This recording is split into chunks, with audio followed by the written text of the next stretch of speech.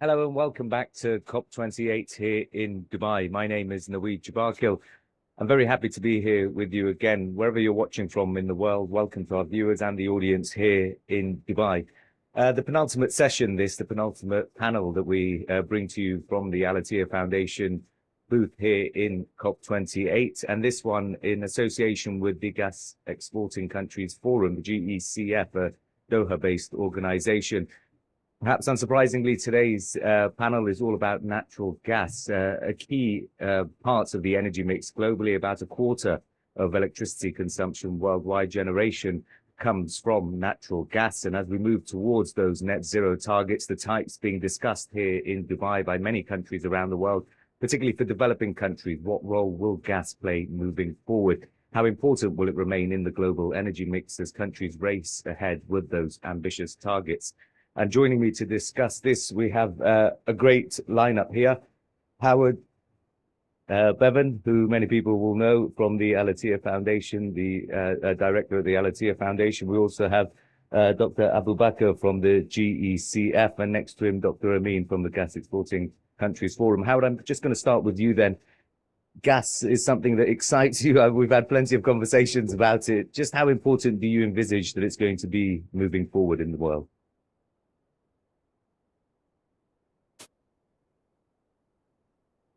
So, yes, it excites me greatly. It has a very important role to play, and an increasing role, I would say, as one looks in the transition, because there are lots of transitions going along. And lots of them, we've heard, wood to LPG, coal to gas. It's all part of the mix. Where the mix will end up is anybody knows. But as energy demands increase, gas has an increasing role to play. And Dr. Abubakar, your job is to forecast where energy goes moving forward. How important do you think gas is going to be in trying to combat climate change? I mean, relatively, it is cleaner than a lot of other fossil fuels, but it is still a fossil fuel. So what position will it play, do you think? Absolutely. Thank you very much for this question. And thank you very much to Al-Attiyah for having this joint event. It's really very interesting to speak about gas, particularly at a point when we are trying to reach a balance between sustainability, which is trying to achieve a very realistic target versus issues related to climate change. And the role that I can summarize, particularly for gas, is it happens to be a unique energy source with the among the hydrocarbons or the fossil fuels with the lowest emission unit, and that gives it a very good credential energy wise, and also very good credential as a feedstock to fertilizer, to many other petrochemicals that will contribute to the UN SDG. So I see gas in a multifaceted way. It sits very well. It do emit some sort of emission, but luckily there are technologies to be able to capture and hopefully in the future be able to do that profitably. And Dr. Amin, your focus at the GECF is energy economics, looking at the financials and how it makes sense. What have the discussions been like here over the past 10 days or so? Is there a realization that for many countries around the world, the cost of gas and its use in electricity generation or in their ecosystem and the energy mix is something that they simply have to live with, and that's something that the rest of the world needs to accept? Thank you very much. I would like to express my gratitude to Al-Attiyah Foundation to provide such opportunity for us. If I want to say something about the relationship of so-called renewables and natural gas, particularly in the power sector, that are somehow a core interest and emphasis over these 10 days, I can say that something that all people are talking about and know about it is that the cost of renewables are somehow dropping significantly, particularly over these, I can say, last decade. But here, I think, because of the unusual nature of the electricity market, that is one of the major pillars of energy transition going forward, particularly in the mainstream narrative. I think that if we want to compare natural gas with renewables using the levelized cost of electricity, which is the indicators that are used these days, we should take into account that when we are talking about electricity costs, in the electricity market, we do not just concentrate on the question of how much. In the electricity market, the question of when is also important. It is important to know when electricity is going to be provided.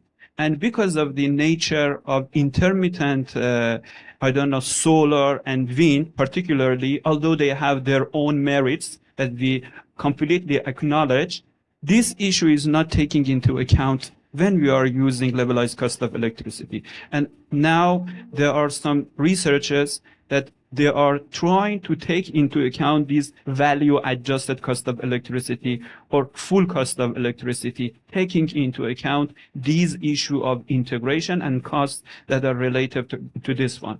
And now, if we take this issue into account, we see how relatively natural gas is still going to be a competent energy resource going forward. And according to the outlook of GECF, Global Gas Outlook, we believe that in the future, the natural gas demand is going to sustainably grow, and natural gas will somehow constitute more than 26% of the energy mix by the forecast horizon of 2050. And is that okay for the environment, Howard, for a quarter of the world's electricity generation to still come from a fossil fuel like natural gas? Yes. And why so? Well, why so? Because for a start, there aren't many other solutions. Carbon capture will clean it up. Methane emissions is a problem, but the companies who are producers will clean that up as well, so that it will have an increasing slot for itself. Unfortunately, it perhaps looks like a slot which will be middle merit rather than base load, is my view. But that's another thing. And coming back to your point about where it will sit and what time of day, yeah, what else is better than gas as a standby generation, apart from perhaps the batteries. But there's a big debate about that. Yeah. And we'll touch upon batteries in a second. I just want to introduce Robin. Robin, good to see you. Thank you for making it. The CEO of Qamar Energy and a distinguished fellow at the Al-Attiyah Foundation as well. You might be catching your breath, but I'm going to ask you a question that I'd love your expertise on. We just heard there from Howard about the importance of gas and why, moving forward, the GECF predicts still a quarter of the world's electricity consumption and generation will come from it. But renewables, is that the competitor to gas, do you think, or can they work alongside each other? We're seeing very aggressive targets, not just here at COP28, but with countries across the world, this push towards renewables. Where does gas fit into the matrix when it comes to renewables? Yeah, it depends where you say where it fits into the power sector specifically. I think industries may be a different thing. Look, I think on renewables, they have become extremely competitive, as we know, economically very, very competitive. The challenge is obviously, and I'm sure Howard touched on this, is how do you meet load consistently? And I think that'll be very different in different parts of the world, depending on the nature of the power system and the nature of demand. If you have a hydro-heavy power system and you can, like Norway, and you have some wind, you have no need for gas. If you have a very coal-heavy system and you have seasonal patterns that make it very hard to meet that demand with renewables, then gas is obviously an obvious replacement for coal. And I think if you look at Europe, Europe's an interesting case. You have the cold, dark, not very windy winter that you get sometimes. What do? You can't meet that with batteries. They'll be very quickly drained. You have no solar, you have no wind for a long period, perhaps for weeks at a time. A lot of nuclear has been closed down. And in that case, gas is the obvious complement. First, unabated gas, and then longer term gas with carbon capture and storage. Very natural part of the mix. This region, I think, is a bit different. Solar power is so good here, and batteries can carry you through the night. So I think in the long term, there'll be a smaller and smaller role for gas in the Middle East. So I think gas in power generation, we really look at South Asia, East Asia, and Europe. And you mentioned batteries. What role are batteries going to play in the energy mix when it comes to gas in particular? Yeah, well, it's interesting, and perhaps the technology is still developing, but when the wind doesn't blow and the sun is on during the day, or the light is on during the day, then the batteries get charged up, and at night, and this is happening already in a few places. You rely on the batteries for the night power. So batteries are a complement, a complement to gas as well. But I'm not sure of the technology at the moment, whether it's totally up and coming. But I was talking to sort of a few experts around who were saying, yeah, but all around the world, people are working on batteries. So batteries are going to come some way. And Dr. Abubakar, looking at the sorts of countries that GECF represents, how are they working to try and improve their usage of gas and to ensure that it becomes more sustainable? If you look at the major producers who perhaps have long-term contracts, they know that their gas is going to be in demand. If you look at what happened with the war in Ukraine, lots of governments came rushing to this part of the world asking for gas supplies and elsewhere as well. When their projections are being planned, what are they doing to try and clean up their act and ensure that it is more sustainable, or that they can make better use of the gas that they're producing? Absolutely, with a very good question there. One key thing I want to start with is this aspect of how we see gas globally. It has some very differentiated kind of scenarios in different regions globally. Looking at Africa, particularly where I come from, it's a region that is strategically looking.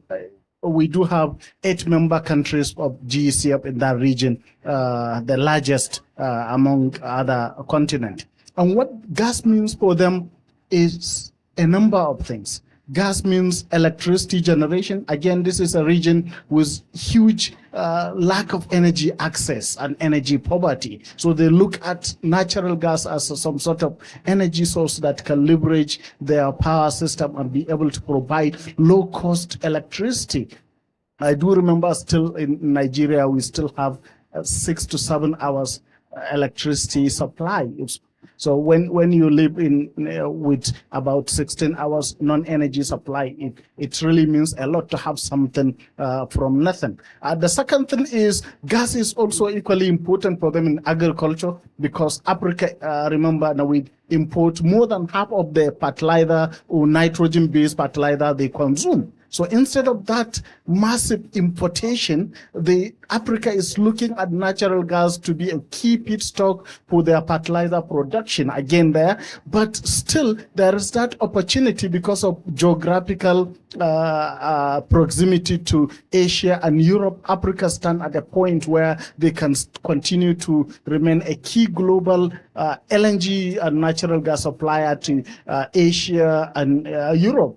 Obviously, we have seen recently, as you rightly said, with the conflict of Ukraine, the first suppliers that were identified were African countries. Europe had to look at a number of extending contracts and other kind of secure volumes of gas there. So in general, Africa stand to benefit from gas in 2 ways. Massively, being the region expected to have over one of the largest population growth in the next 3 decades. Obviously, equally, according to our global gas model, having the largest working population globally, overtaking Asia and all other regions. That simply means Africa is supposed to have some regional or continental development, and that is going to depend on natural gas for energy supply, and equally part of the food security, which again Africa suffer again from the Ukraine conflict. So gas stand there in the middle, all African perspective. Let me stop here for now. Thanks, Dr. Amin. One of the unique features about gas, and one of the reasons why it's been so dominant around many parts of the world is the cost, that it's relatively cheaper than other sources. Do you expect to see more, perhaps, tariffs or penalties on the use of natural gas moving forward in a bid to try and meet some of those targets when it comes to 2050 or net zero targets by different countries? Thank you very much for your question. I think even if we want to take into account some of the new regulations, particularly the market-based policies such as carbon pricing, whether in terms of ETS or in terms of taxes, I think even these type of policies, these market-based policies, are also trying to drive the natural gas demand going forward. For example, in terms of if you compare the environmental credential footprint of natural gas compared to coal or even oil, you can see that carbon pricing helps in order to somehow switch from coal to natural gas, particularly in Asia Pacific when we have lots of coal plants. At the same time, we think that carbon pricing can also help in order to upscale CCS or other carbon removal strategies and technologies that can definitely help in order to decarbonize the value chain or supply chain of natural gas. Because in this case, CO2, or that can now be considered as some sort of waste, has some sort of price. And it makes these activities somehow profitable, and many private sectors can invest in this regard. That's why I think even if these type of policies are going to be adopted toward the net zero, that can definitely help natural gas, considering the fact that the issue of energy is not just sustainability, and going forward, we should provide some sort of balance between sustainability, reliability, and affordability, and energy that can be provided for all. And that energy trilemma is something that features quite heavily, Robin, in discussions here at COP and generally in the energy discussion around the world. I wanted to touch on carbon capture, utilization and storage, CCUS, CCS. It's been around for quite a long time, decades, but still a relatively nascent industry that feels like it's changing in the last year or two. We're seeing this region in particular drive a lot of that, whether it's ADNOC in Abu Dhabi or Qatar Energy. What's your assessment of the current state of play of CCUS and where it's headed and what role it can play in trying to fight climate change moving forward? Yeah, absolutely. We are finally seeing that momentum now. So current carbon capture levels, about 40 million tons per year. Our emissions are 40 billion tons, right? So we're getting something like 1,000th is the amount of carbon capture we're doing. So we clearly need a lot more. And the IEA will tell you that by 2030, we need something like 800 million tons maybe for a net zero path. Current projects under development, under construction, are at 200 million. So about a quarter of what we need. So we're still well short, but that would be 5 times as much as we have today. So that would be a huge scale up in the next few years. And as you say, this region, if you take ADNOC, if you take Qatar Energy, if you take Aramco, Saudi Aramco, they're all very active in carbon capture, all have big plans. We are finally seeing momentum in Europe because the carbon price there has got high enough to make people want to do carbon capture. Lots of big schemes around the North Sea.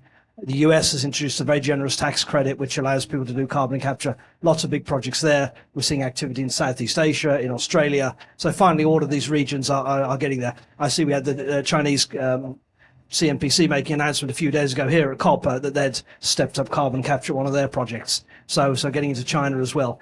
These are the big emitting areas that we're really need to see this. So a lot of optimism. And I think all this criticism of carbon capture, that it's too expensive, the technology is not proven and so on. Now we're going to see costs coming down. We're going to see new technologies introduced. We will see it entering the mainstream over the next few years. And Howard, you've got the advantage of a long-term perspective on the region and the energy development here. I just wonder, looking forward, one thing that we've noticed at this COP here in Dubai is a lot of pressure to stop new fossil fuel projects or to stop new oil and gas projects. But here in the region, plenty of gas fields are being explored, whether it's the Eastern Mediterranean or other areas. And that's something that you think needs to be driven forward with? Yes. With gas fields and oil fields depleting 5, 7, perhaps 10% a year. In order to even keep where you are, you have to keep developing. And that's a sensible thing to do. Apart from the fact we mentioned SDG goals, and one of them is energy for all, with an increasing population out of Africa, you need increasing supplies. You have to clean it up in every possible way, but electricity, 24 hours a day would be rather nice for all sort of areas. You're only going to get it by a big mix of energy sources, which gas is one. You need to keep developing. And just on that point, there are other competitors perhaps coming up. Hydrogen, another one that's in this region, particularly, again, here, countries like the UAE, Saudi Arabia exploring the potential of exporting hydrogen moving forward. Do you expect that to take some of the market share away from gas, or will gas remain as it is? I'm a bit cynical about hydrogen. I never thought I'd hear you say that. No, I'm a bit cynical about lots of things. Yeah. And I don't quite see the need for it yet. And I don't see the costs for it. Perhaps the odd niche, perhaps for steel. I don't know. It's only a matter of process. You only go to hydrogen for process heat. And if it's only a matter of heat, why go to hydrogen? You could actually go back to coal and capture all the emissions. And wouldn't that be better than hydrogen, which is unproven? I don't know. Is that a bit controversial to say? Yeah, Robin, I just wanted to get your thoughts on the importance of natural gas for industry. You mentioned a clear demarcation between industry and non-industrial uses. Hydrogen potentially for hard-to-abate sectors like industry, steel, cement making could be particularly useful. Can natural gas? Well, look, I think as you said, for the power sector, there are competitors. There's renewables, batteries, nuclear, and so on. For industry, there is no real competitor to gas in many processes. And we take steel making, we take cement, take chemicals.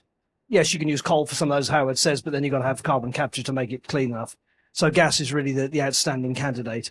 And when we talk about using hydrogen, a lot of these processes, let's take steel making using gas. That's basically using hydrogen. It was the first step of that process is you split the gas into carbon dioxide and the hydrogen turns the iron ore into iron. So it is a kind of a way of using hydrogen. Yes, you can use green hydrogen as well, but that's probably further down the line when the costs of green hydrogen fall sufficiently to make it competitive. But now gas with carbon capture in the right place is the clear winner. And we have an example here just down the road in Abu Dhabi. There is a steel plant which has carbon capture, one of the cleanest steel plants in the world. That is proven today. It's been working since 2016. That is a much easier path to low carbon steel than some of these very complicated and unproven methods people are proposing with electrical methods and so on. Yeah, those might have a role in the 2040s, but right now we do have a solution.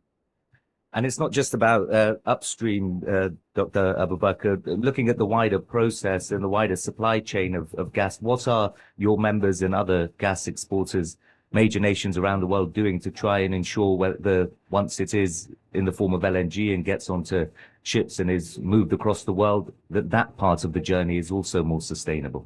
Thank you very much, Naweed, for this. Yeah, very important to say that initially the concept of gas exporting is mostly an upstream based operations, but we have seen from Qatar, UAE, Nigeria, Algeria, and many other countries who mostly gas exporters have now moved further midstream, going into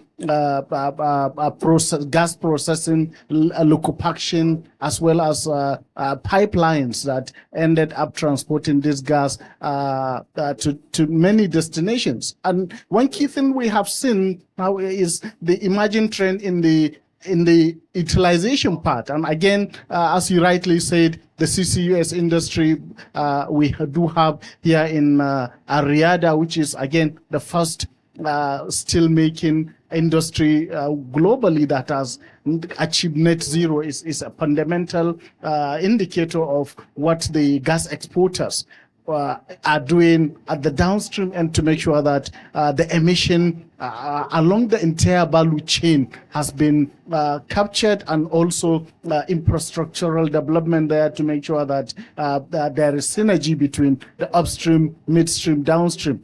Is also the emerging trend in other parts of Africa. We have seen in the concept of hydrogen coming, a lot of gas exporters are now looking forward to hydrogen export, because obviously blue hydrogen being much more cheaper than the green has an ability to be produced much more cheaper and more competitive from natural gas, and having the well-head price for gas, and those exporting countries side having the lowest feedstock gas for hydrogen production enable them to champion that kind of hydrogen export. And again, that is another market that is likely going to emerge.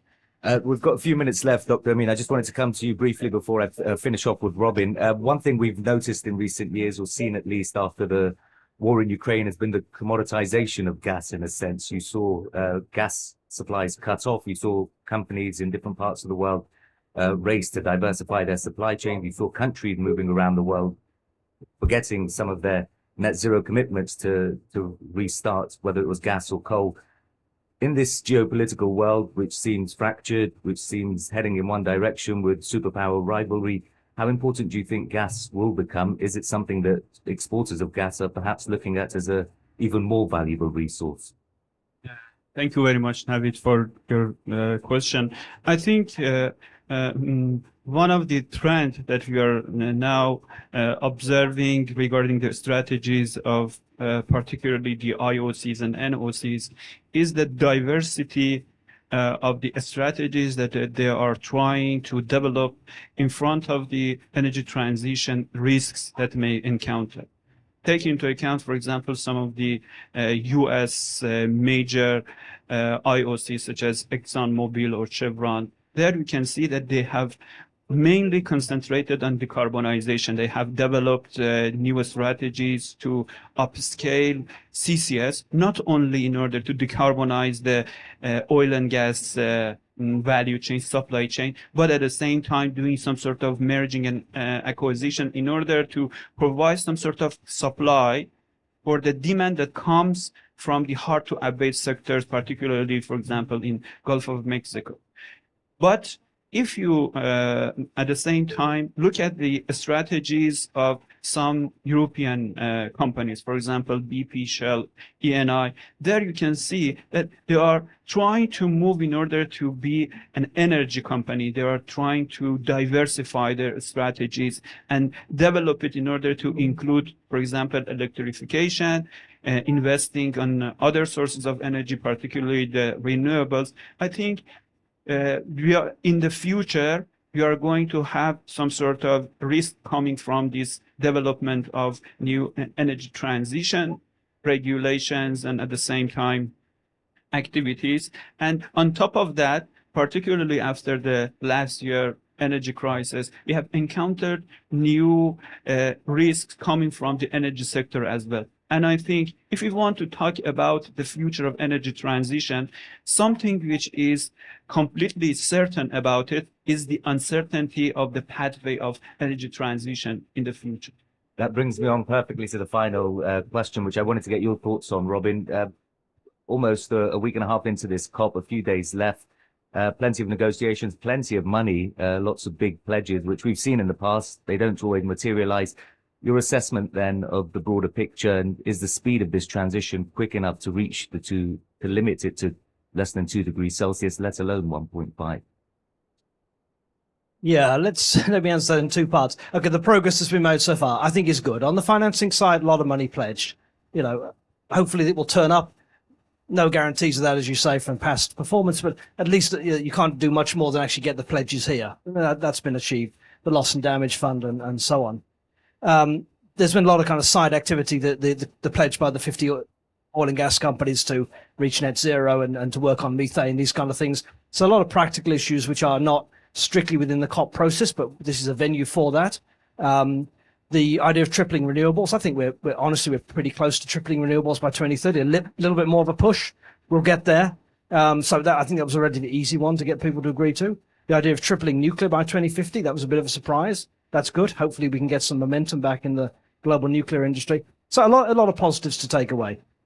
I think a lot of this COP will be judged ultimately by the final declaration and does it agree to phase down fossil fuels or phase out unabated fossil fuels or whatever.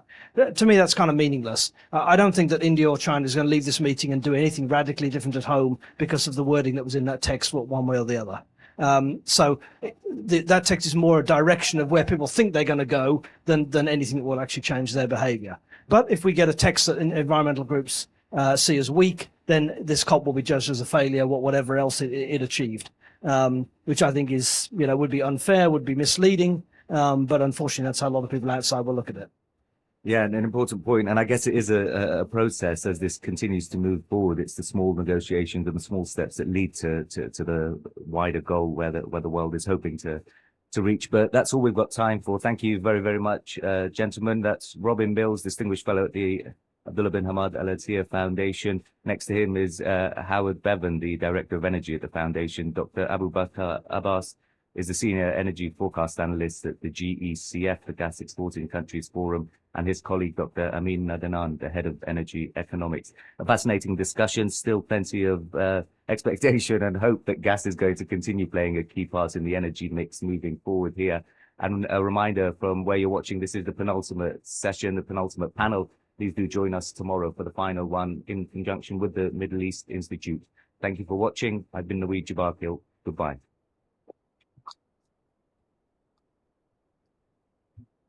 Thank you very much. Thanks.